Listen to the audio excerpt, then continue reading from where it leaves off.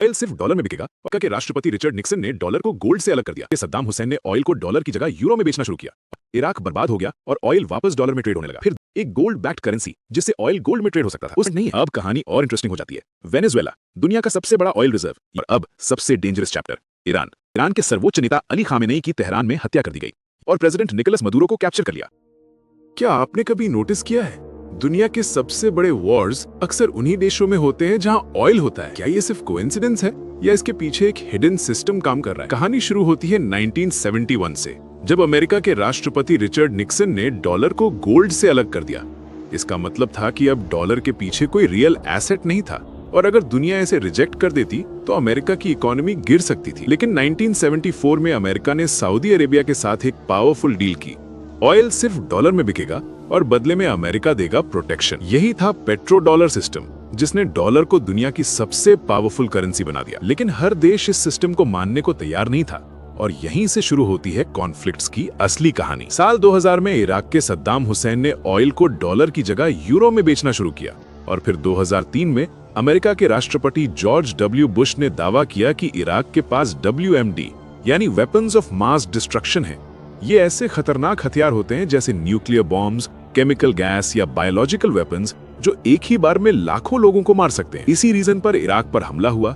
लेकिन शॉकिंग बात यह थी कि बाद में ये हथियार कभी मिले ही नहीं। सद्दाम को हटा दिया गया, इराक बर्बाद हो गया और ऑयल वापस डॉलर में ट्रेड होने लगा। फिर 2011 लीबिया, यहाँ के लीडर मुअम्मर गद्दाफी एक ऐसा प्लान बना रहे थे जो डॉलर सिस्टम को हिला सकता था, एक गोल्ड बैक्ड करेंसी जिससे ऑयल गोल्ड में ट्रेड हो सकता था। उस समय अमेरिका के राष्ट्रपति बराक ओबामा थे। इसी दौरान अरब स्प्रिंग प्रोटेस्ट शुरू हुए और नेटो के साथ मिलकर अमेरिका ने ह्यूमन राइट्स के नाम पर लीबिया में मिलिट्री इंटरवेंशन किया। धीरे धीरे गद्दाफी की गवर्नमेंट गिर गई, उन्हें मार दिया गया। लेकिन वॉर के बाद लीबिया पूरी तरह टूट गया। आज भी वहां एक स्टेबल गवर्नमेंट नहीं है। अब कहानी और इंटरेस्टिंग हो जाती है। वेनेजुएला दुनिया का सबसे बड़ा ऑयल रिजर्व, यहाँ ह्यूगो चावेज और बाद में निकोलस मदुरो ने ऑयल इंडस्ट्री को नेशनलाइज किया, यूएस कंपनीज को बाहर किया और चाइना व रशिया के साथ डील्स बढ़ाई। 2014 के बाद ऑयल प्राइसेस गिरे और वेनेजुएला की इकोनॉमी क्रैश होने लगी। लेकिन सिचुएशन तब और बिगड़ी जब अमेरिका ने सैंक्शंस लगाए, खासकर 2019 में ऑयल सेक्टर पर।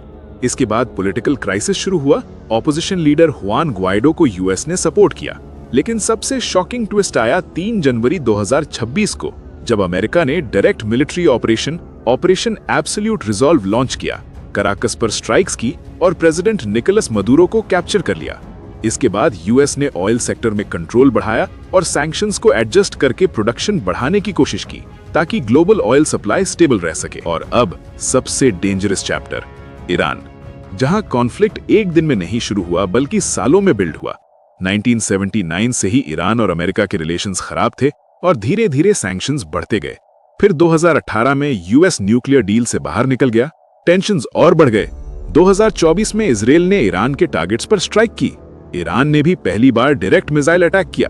2025 में इजराइल और ईरान के बीच 12 दिन की वॉर हुई, जिसमें यूएस भी इनडायरेक्टली इन्वॉल्व हुआ। और फिर 28 फरवरी 2026, जिसमें ईरान के सर्वोच्च नेता अली खामेनेई की तेहरान में हत्या कर दी गई।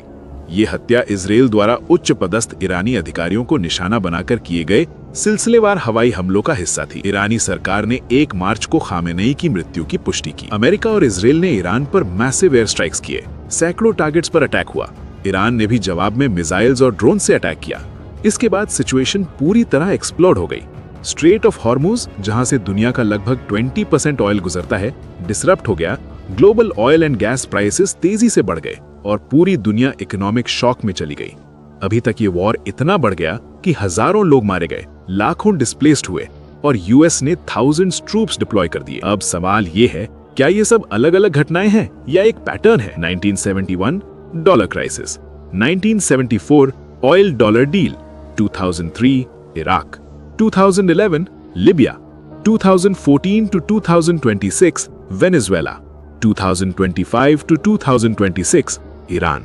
हर जगह एक कॉमन चीज दिखती है, ऑयल, डॉलर और पावर। ऑफिशियल रीजंस हमेशा अलग होते हैं, सिक्योरिटी, डेमोक्रेसी, न्यूक्लियर थ्रेट।